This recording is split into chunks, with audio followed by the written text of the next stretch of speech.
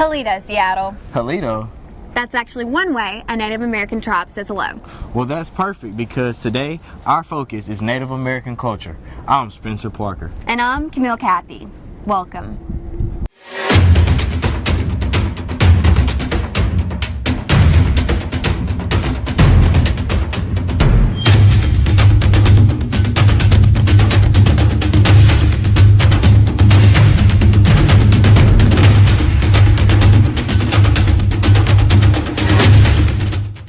Spencer, did you know that Seattle was named after the Sawi Squamish and Duwamish people? I had no clue. Yep.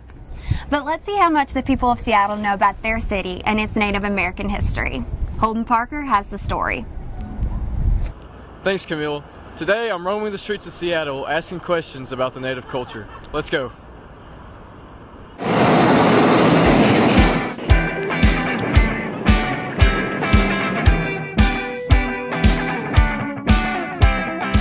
So, how long have you lived here, Brian? I've lived here pretty much my whole life.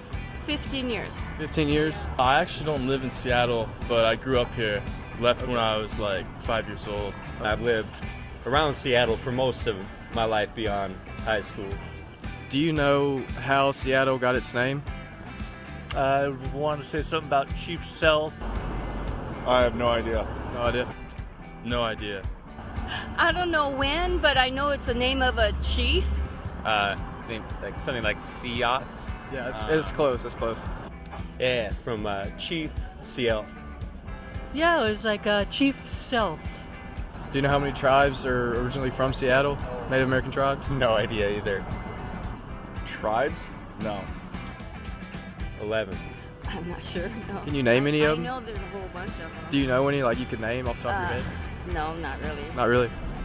I know the Spokane tribe. Let's see, Duwamish, there's Muckleshoot, Snoqualmie. Beyond that, I'm not sure. That's fine. All right, well, thank y'all so much. Yeah, thank you. Appreciate it. Thank you so much. You're welcome. Thank you so much, Mr. Brian. I appreciate it. All right, we appreciate it. Yeah, thank you. Thank you. Thank you. For Seattle to have such a strong Native American history, its downtown does not have a strong Native American population. Lee McFadden has more on the story.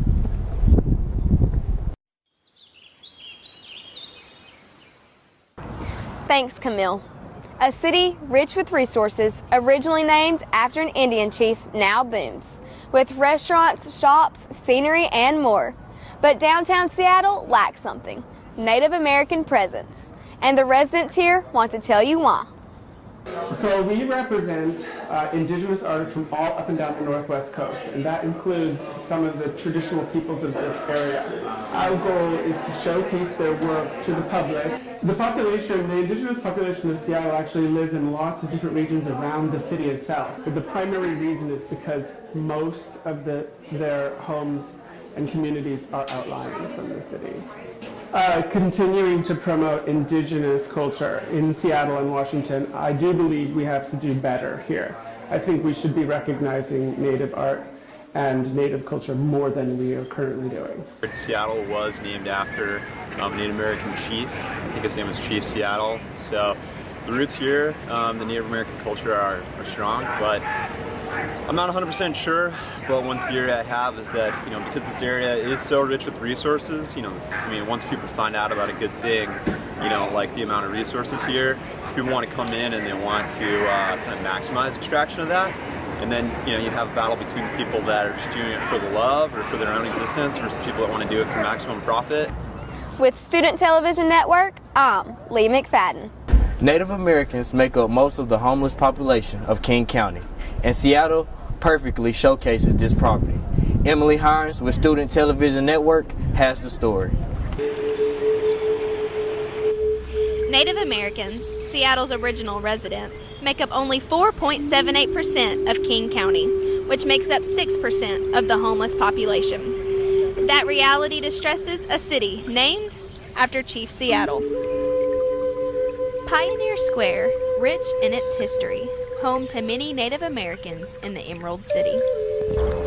The original Native tribes from here dwindled down a lot over the centuries, over the past couple hundred years, and It's just that the local tribes just aren't that big anymore. There's only 600 Duwamish and Snohomish natives here in the Northwest. Oh, from what I've heard, they aren't recognized on the federal level because they don't have a written language, and in order to be recognized, you need a history, and that is usually tracked through written language.